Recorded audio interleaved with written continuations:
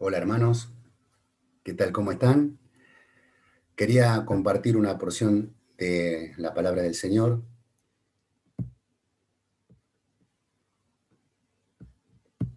en el libro de Tito, capítulo 3, versículo 4 y 5.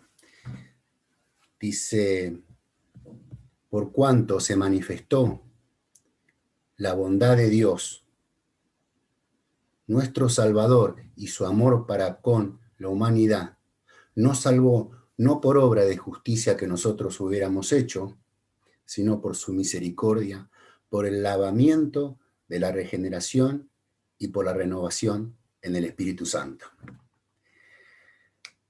Quería compartir también un artículo que salió en la revista Forbes. Primero porque el artículo habla de filántropos, ¿no? ¿Qué es un filántropo? Bueno, es una persona que se caracteriza por su amor a las personas en general y que se dedica a trabajar por ellas y procurar su progreso y su bien de manera desinteresada.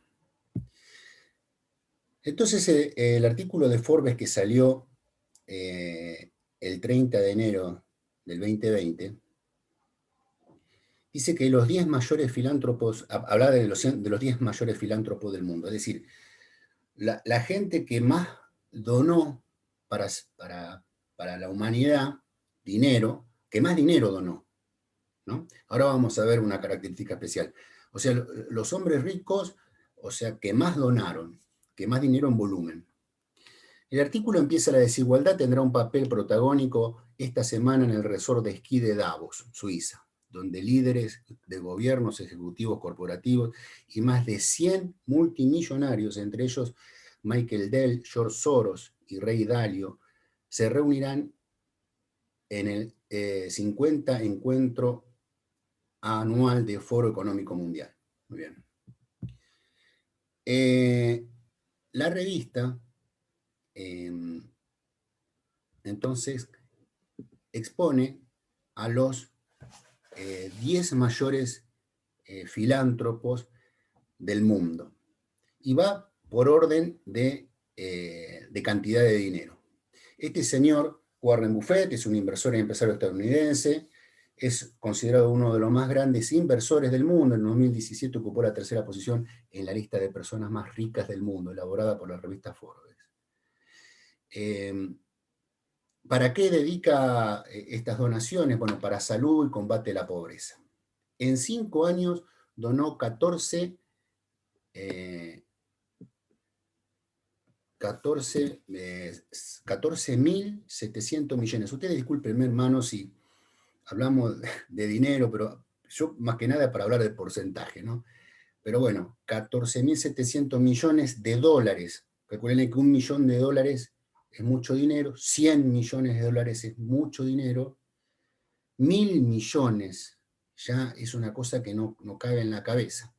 Este señor donó 14.700 millones. La fortuna de él es de 90.000 millones de dólares. Entonces, el porcentaje de la fortuna que él invirtió en donaciones es el 3,2% anual de su fortuna. Lo siguen este señor Bill Gates, muy conocido por la empresa, es el empresario de Microsoft, el dueño, el fundador, ¿no?, de todos los sistemas operativos, casi de todos los sistemas operativos desde que se empezaron a hacer las computadoras, ¿no? Las causas preferidas de la salud, combate a la pobreza. Me acuerdo que estuvo muy involucrado antes de la pandemia en el tema de los virus, ¿no? Bueno, donó en 5 años 9.900 millones. Él tiene una fortuna de 109.600 millones. El porcentaje que donó anualmente es de 1,8% de su fortuna. Vamos por donde va, ¿no es cierto? Este es el que más donó. Este señor, no, ahora viene otro. Este es George Soros, es un inversionista, nacido en Hungría, vive en Estados Unidos. La inversión preferida es desarrollo económico y derechos humanos. El porcentaje que donó de su fortuna, que es de 8.300, donó un 7,48% anual. Vamos con este señor, Michael Bloomberg. Él fue alcalde de Nueva York, es un empresario y es candidato a las elecciones del 2020 de Estados Unidos. Las causas preferidas, bueno, cambio climático y salud. Él donó 3.000 millones de 59.500 que tiene. Por año él donó un 1% anual de su fortuna. Este señor, que es toda una familia, este señor es el que fundó la cadena de Walmart. Es una cadena, bueno, ya la conocemos todos, ¿no es cierto? Bueno, este es muy famoso. Él falleció creo que en el año 2005, una cosa así, pero está la fortuna en su familia, ¿no es cierto? Se calcula una fortuna de 181.400 millones. Se considera una de las familias más ricas del mundo.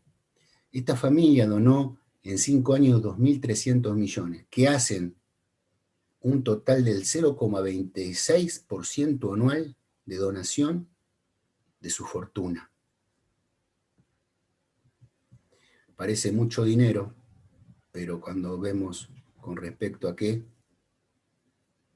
claramente se ve de qué se trata un poco el tema, ¿no? Jay Simons, bueno, un matemático, también del mercado financiero, las mayores fortunas están en el mercado financiero y en las empresas de tecnología, ¿no es cierto? Bueno, donó el 1,45 de su fortuna anual. Este señor no se tiene datos.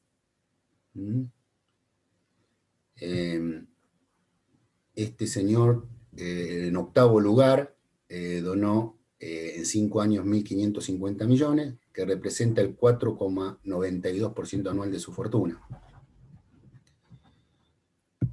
En el puesto número 9, este señor, que se llama Pierre Omidyar Morad, es un empresario estadounidense franco-iraní, además filántropo, ingeniero informático y fundador presidente del portal de subastas eBay.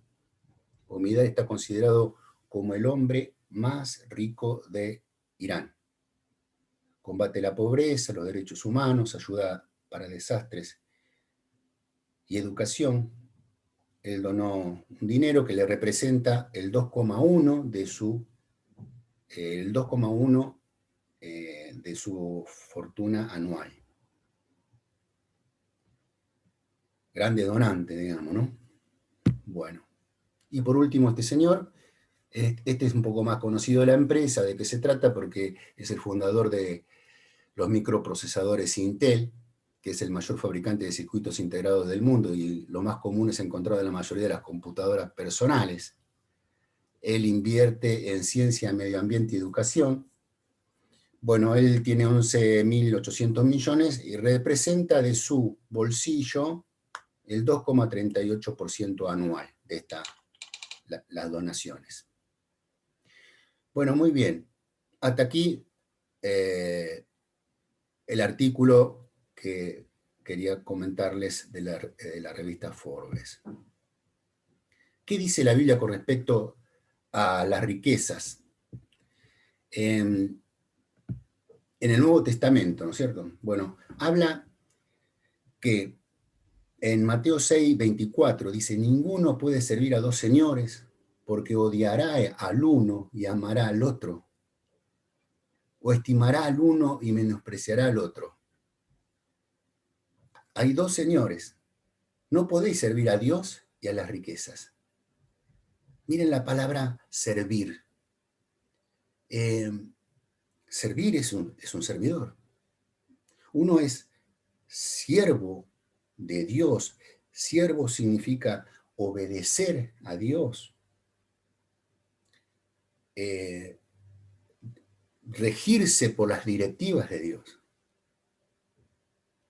O ser siervo de la riqueza. regirse por las directivas que marcan las riquezas, para dónde empujan nuestras decisiones, qué vamos a hacer de nuestra vida, a quién vamos a servir, si servimos a Dios o a las riquezas. Si estamos sirviendo a la riqueza, nos vamos a ocupar de ellas y vamos a tratar de tener más. Por eso vemos en estos que aparecen en la revista como grandes donantes, en realidad no lo son. Porque con respecto a sus riquezas, ellos valoran más sus riquezas, en multiplicarlas, en tener más, el afán de las riquezas. Y se lo nota claramente en los porcentajes de sus donaciones. En Mateo 13:22, el que fue sembrado entre espinos es el que oye la palabra, pero las preocupaciones de este siglo y el engaño de las riquezas ahogan la palabra y se hace infructuosa. Recuerden, el sembrador salió a sembrar y parte cayó aquí, en los espinos. Mire que el Señor compara a la riqueza como espinos. Es una cosa que te hinca, que para el Señor son espinos. Esta persona, esos espinos hacen que las preocupaciones del mundo, de este siglo, quiere decir, las preocupaciones del mundo, y habla del engaño de las riquezas, que hay un engaño, las riquezas traen para el hombre que se sesgue la mirada, que no se enfoque en lo correcto, hay un engaño, no va por un buen camino, va a ser engañado, porque las riquezas van a engañar, ahogan la palabra y se hace infructuosa. Otro pasaje de Dios con respecto a la riqueza se encuentra en Marcos 10:23. Entonces Jesús, mirando alrededor, dijo a sus discípulos: cuán difícilmente entrarán en el reino de Dios los que tienen riquezas. Los discípulos se asombraron de sus palabras. ¿Cómo? Pero Jesús le respondió y le volvió a decir: hijos, cuán difícil es entrar en el reino de Dios a los que confían en las riquezas. Más fácil es pasar un camello por el ojo de una aguja que entrar un rico en el reino de Dios. La confianza en las riquezas. Entonces, Dios, hablando de la riqueza, dice que aquel que confía es en el dinero, en lo que tiene, en las riquezas, es muy difícil que puedan entrar en el reino de Dios. Pero volviendo a la revista Forbes sobre los filántropos, vamos a la palabra filantropía. Aparece 2 veces en el Nuevo Testamento. Una es en Hechos, capítulo 28, versículo 10, dice que sufrió un naufragio el barco en donde Pablo, el apóstol Pablo, estaba siendo llevado preso hacia Roma, sufre un naufragio y, bueno, la palabra ahí en el libro de los Hechos nos cuenta toda la situación, todo lo que pasaron, ¿no? Pero en esta parte nos enfocamos a la gente que vivía en una isla. Ellos se encallaron y se salieron todos, pudieron flotar en diversas cosas y llegaron todos a la isla, en la isla Malta. Dice que la Biblia que eran tratados esta gente, cuando había esa población que vivía ahí, eran bárbaros, ¿eh? No eran gente intelectual como los griegos, ellos eran bárbaros, como una especie de indios salvajes, ¿no es cierto? Pero dice que los habitantes del lugar, dice, nos trataron con no poca humanidad, y yo claro ahí, quiere decir con mucha humanidad. Y ahí aparece la primera vez la palabra filantropía, en el griego, que quiere decir esto, con mucho amor hacia las personas, ¿no? Dice, porque encendiendo ellos le encendieron un fuego, nos recibieron a todos a causa de la lluvia que caía y del frío. Bueno, este es el primer pasaje que aparece la palabra filantropía, pero también aparece la segunda vez en nuestro pasaje. Dice, pero cuando se manifestó la bondad de Dios, nuestro Salvador, y su amor con la humanidad, filantropía, amor hacia la humanidad, nos salvó, no por obra de justicia que nosotros hubiéramos hecho, sino por su misericordia, por el lavamiento de la regeneración y por la renovación del Espíritu Santo.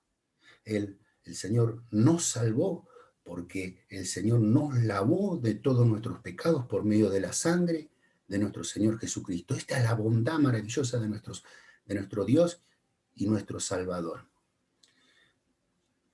Vamos a hacer un comentario para nosotros, los que hemos creído en Cristo, hemos gustado su amor y hemos conocido la bondad del Señor y hemos caminado ya con el Señor. El amor de Dios nos lleva a nosotros a una actitud frente a Dios. Bueno, ¿qué quiere decir filantropía, pero con respecto a la definición de la Real Academia Española? Filantropía es amor al género humano. Eso es filantropía, que aparece en los dos pasajes que hemos visto. Uno en los hechos por parte de los hombres, y el otro de Dios para con los hombres. Entonces, en primer lugar, vamos a decir que el amor al género humano nos trae a nosotros, los creyentes, los que hemos conocido al Señor, nos trae un compromiso, como una especie de deuda que tenemos con Dios. En San Juan, en Primera de Juan, capítulo 3 y 1:3 dice, bueno, mirad cuál amor nos ha dado el Padre para que seamos llamados hijos de Dios. Por esto el mundo no nos conoce, porque no lo conoció a Él. Amados, ahora somos hijos de Dios y aún no se ha manifestado lo que hemos de ser. Pero sabemos que cuando Él se manifieste, seremos semejantes a Él, porque lo veremos tal como Él es Él. Y todo aquel que tiene esta esperanza en Él se purifica a sí mismo como Él es puro. Qué interesante, hermanos, esta palabra tan conocida por nosotros, pero cómo nos lleva a poder meditar que hay una esperanza que tenemos los cristianos. La esperanza es la segunda venida de nuestro Señor Jesucristo. Y si aquel santo va a venir a buscarnos, ¿cómo nosotros no vamos a procurar a purificarnos a nosotros mismos día a día? Si el Señor es inminente su regreso, su segunda venida, nosotros, acá nos dice el apóstol Juan, tenemos que purificarnos. Tenemos esta esperanza, entonces debemos purificarnos, así como Él es puro. Lo interesante de este pasaje es que dice que nosotros nos purificamos, pero acá no dice cómo Él se purificó, porque el Señor no se purificó, el Señor era puro. Desde el vientre de María ya era puro. Él fue santo toda su vida aquí en la tierra. Nosotros, en cambio, nos vamos purificando. Es un proceso que tiene que crecer. Es un proceso que el Espíritu Santo nos lleva, nos empuja a purificarnos. Como el Señor es puro. Aquellos que tenemos la esperanza en Él, sabemos que Él va a venir. Entonces debemos prepararnos. Debemos tener este proceso de santificación, que es el trabajo cotidiano del cristiano, la entrega diaria para vencer a nuestro propio yo, porque todavía el viejo hombre lo tenemos. El viejo hombre camina con nosotros y nos duele tanto pelear con el viejo hombre, con nuestro propio yo, porque la Biblia dice nos conduce al mal que no queremos hacer. Tenemos que luchar contra nuestro propio yo. tenemos que luchar contra el mundo, sus influencias, el camino que tenemos que transcurrir en este mundo, tenemos que transcurrirlo dentro del mundo, no podemos salir del mundo, dice la Biblia. Y el mundo está volcado hacia el mal, y nosotros tenemos que transitar por él. Y también tenemos que luchar para purificarnos contra Satanás y sus huestes. Aquello que dice la Biblia, no luchamos contra carne y sangre en este caso, sino contra las huestes espirituales de maldad. Este mundo está el maligno, está la iglesia caminando, pero el mundo lo domina el maligno. Esta purificación debemos realizarla, y es una purificación, el verbo que se habla acá de purificar a sí mismo, es un verbo que implica un trabajo continuo, un proceso. Claro que la purificación no va a ser completa, como Él es puro. Seremos puros como Él cuando seremos transformados, o cuando resucitemos, Dios nos va a dar un cuerpo nuevo, y ahí sí la pureza va a ser total. En el mientras tanto, tenemos que mantener este proceso como hijos de Dios. Pero ahora les quiero hablar a vos que escuchás este mensaje por primera vez. El amor al género humano, la filantropía de Dios. ¿Qué significa para vos esto? El amor de Dios, ¿para qué sirve?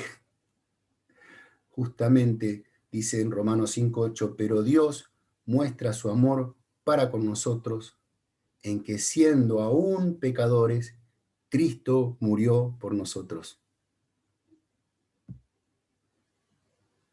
Fíjate lo tremendo de Dios. Cristo murió cuando nosotros éramos pecadores, cuando vos eras pecador, cuando vos estabas en contra. Un pecador es aquel que está en contra de la voluntad de Dios. Sus acciones son contra Dios. Cada pecado que cometés es, como decía un hermano, como si le diéramos una bofetada, una piña a Dios. Es una ofensa a Dios. Pero siendo pecadores, Cristo murió por nosotros. Nosotros estábamos en nuestro delito, en nuestro pecado, pero Cristo fue a la cruz, porque era el único camino para semejante pecado. No había otra forma para que nuestras vidas sean santificadas. No había forma para que nosotros podamos ser recibidos por Dios. Tuvo que morir un santo. Y el único que se halló fue Cristo Jesús, el cual se despojó de todo. Dejó su trono, dejó sus vestiduras celestiales, su posición, y como dice un pasaje, descendió a las partes más bajas de la tierra, o decir, mejor dicho, a la parte más baja, la tierra, lo más bajo. Nació humildemente en un pesebre, vivió su vida, una vida de sacrificio, una vida santa, y fue llevado a la cruz por voluntad de Dios. Cristo murió por nosotros, murió por vos, que estás escuchando este mensaje por primera vez.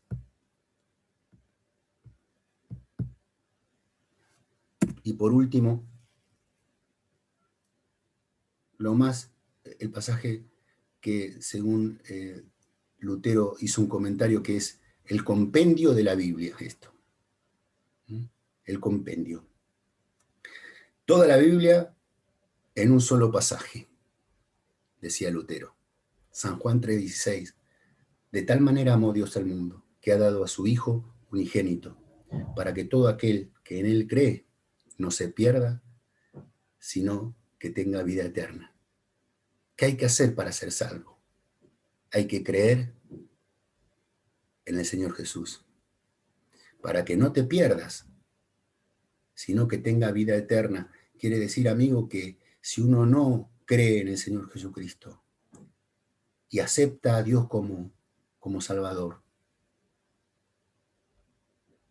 y se arrepiente de sus pecados, porque creer en Cristo significa que somos pecadores, creer en Cristo significa que nos hemos dado cuenta que estamos fuera de los caminos del Señor. Creer en Cristo significa que aceptamos lo que Él hizo en la cruz y el trabajo que hizo, que fue dar su sangre, morir por nuestros pecados. Él es el Cordero de Dios que quita el pecado del mundo. Él murió en nuestro lugar, Él ocupó nuestro lugar. Esa cruz, Él la llevó por nuestros pecados y fue clavado ahí por nuestros pecados. Todo aquel que en Él cree no se pierda. Quiere decir que si no crees, amigo, hay lo contrario a vida eterna. Hay una muerte eterna. Porque hay una vida separada de Dios para todos aquellos que no han creído y aceptado a Jesucristo. ¿Querés hacer una oración conmigo? A ver, ahí. Te invito a que hagamos una oración. Si has escuchado este mensaje por primera vez, te invito a que hagas una oración conmigo. Padre Celestial, te doy gracias por Jesucristo. Veo que tú lo has dado todo. No has dado una parte. No has dado un porcentaje. Tú, oh Dios, lo diste todo en Cristo. Entregaste a tu propio Hijo para que sufriera y para que muriera clavado en esa horrenda cruz, como maldito, siendo santo. Y lo hiciste por mí. Señor, creo en la obra de Cristo en la cruz y te recibo. Y recibo a Cristo. Perdona mis pecados. Perdona todas mis ofensas. Todo lo malo que he hecho, perdóname. Te pido que me recibas como a tu Hijo. Te lo pido en el nombre de Jesús. Amén. Dios le bendiga ricamente, hermanos.